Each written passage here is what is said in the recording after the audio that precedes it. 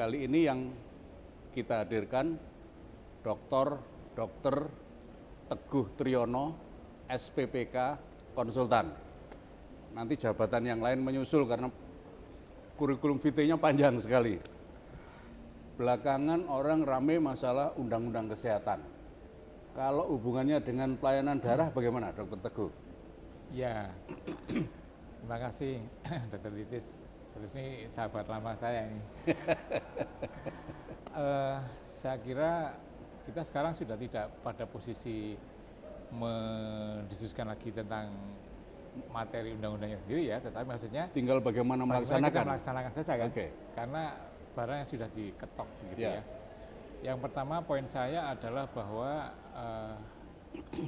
dari sisi layanan kesehatan sebenarnya maka ada beberapa pasal ataupun aturan yang sebenarnya memperkuat bahwa Indonesia itu mengarahnya adalah mengarah kepada National Coordinated Blood Services atau National Coordinated Blood Centers gitu. Kenapa? Karena sebenarnya semua negara diarahkan untuk masuk ke posisi itu, Pak Titis, sebenarnya. Di sisi yang coordinatednya itu national wide apa global wide? Sebenarnya ya dalam konteks kita nasional, tetapi sebenarnya di dalam konteks globalnya ya kita harus juga mengikuti atau menyertai apa yang berkembang secara global dari sisi pelayanan darah. Nah, dari sisi national coordinated ini maka harus dipertimbangkan betul di Indonesia arah pengembangan ataupun arah kemajuan layanan darah khususnya di UTD. Kalau nanti ada penggantian istilah dan sebagainya itu urusan nantilah, urusan menurut saya urusan yang bukan prinsipal, tetapi adalah konten bagaimana nantinya di Indonesia itu akan dibagi betul urusan pengelolaan darah namanya dan urusan transfusi darah. Itu poin satu. Yang kedua adalah rasanya sudah akan dimasukkan di dalam undang-undang ini adalah tentang program nasional fraksionasi plasma. Saya kira dua besar itu ide lama sebetulnya ya. Betul, ide lama tetapi dikuatkan dengan undang-undang yang sekarang. Dulu kan belum masuk mana-mana Pak Titis. Dulu masuknya ya baru di Permenkes ada sebenarnya ya, tetapi tidak terlalu kuat. Dengan posisi di undang-undang maka harapannya ini menjadi lebih kuat dan atau bahkan sangat kuat untuk harus diimplementasikan secara nasional. Saya kira itu Pak Titis menurut saya kuncinya, dua atau tiga hal tadi sebenarnya. Tapi kalau dari sisi layanan sebagainya ya saya berharap nanti nggak banyak yang sudah masuk di undang-undang, tapi saya berharap nanti akan masuk di PP, turunan satu level di bawah undang-undang. Gitu Pak Titis.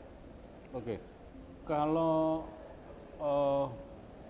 porsi tupoksi antara lembaga pemerintah misalnya yang selama ini pelayanan darah ada di UTDRS, di PMI, ke depan bagaimana Dr. Teguh? Sebenarnya dua hal ini tidak ada masalah, tetapi yang menurut saya ke depan harus dituntut dan harus lebih ditingkatkan adalah peran regulator. Kementerian Kesehatan harus menjadi regulator, entah oleh dia sendiri atau oleh institusi atau organisasi yang dia berikan kewenangan, siapapun itu terserah Kementerian Kesehatan, tapi harus ada yang meregulator secara nasional. Contohlah, katakanlah di satu daerah yang ini, karena tadi Pak Titis membicarakan tentang ada OTD rumah sakit, ada OTD PMI, nanti kita ke depan kan nanti juga akan berkembang ke istilah sentralisasi atau konsolidasi. Ke depan mestinya harus satu bahwa di satu daerah dimanapun itu yang antara OTD rumah sakit atau OTD PMI itu ya sudah tanda petik bergabung dalam layanan, tidak harus oh ini harus yang teman-teman PMI harus dengan PMI sendiri, yang teman-teman OTD rumah sakit enggak demikian, tapi harus jadi satu sehingga coordinated tadi ya. Sehingga misalnya kalau nanti perkembangan isunya ke sentralisasi atau konsolidasi di satu daerah yang OTD PMI sudah kuat, kebetulan sudah ada OTD rumah sakit, ya maka tidak usah ragu dan bahwa OTD ini menjadi bagian dari konsolidasi atau sentralisasi di UTD PMI. Demikian juga sebaliknya. Jadi menurut saya ini ke depan perlu disinkronkan, makanya menurut saya perlu peran regulator yang lebih kuat. Harapannya dengan undang-undang kan lebih kuat, dan bayangan saya Pak Titis, mestinya Kementerian Kesehatan akan memiliki semacam, mungkin bukanlah badan khusus ya, tapi ya orang yang memang betul-betul ngurusi bidang ini kan bukan bidang kecil dan bukan bidang yang sederhana, kan bidang besar, impact-nya besar, risikonya juga besar. Kita kalau teman-teman yang sudah kerja di transfusi kan sudah paham bahwa bidang ini bidang yang impact-nya sangat besar sebenarnya. Cuma kadang-kadang sejujurnya mungkin masih belum terlalu mendapatkan perhatian yang memadai. Itulah makanya karena pekerjaan besar, risikonya besar, maka antara pemerintah dan non pemerintah mesti sinergis, coordinated tadi ya. Jadi semangatnya itu saling support gitu. Betul, bukan semangat saling apa katakanlah saling berlomba untuk saya lebih maju duluan, enggak, bukan itu. Harus makanya memang harus ada payungnya. Jadi tidak ada masalah apakah ini istilahnya jalan di bawah Palang Merah Indonesia atau di bawah Kementerian saling berjalan berdua itu nggak masalah, tapi tetap harus ada koordinatornya supaya ini jalannya menjadi sinergi begitu istilahnya. Itu kali Pak Didi.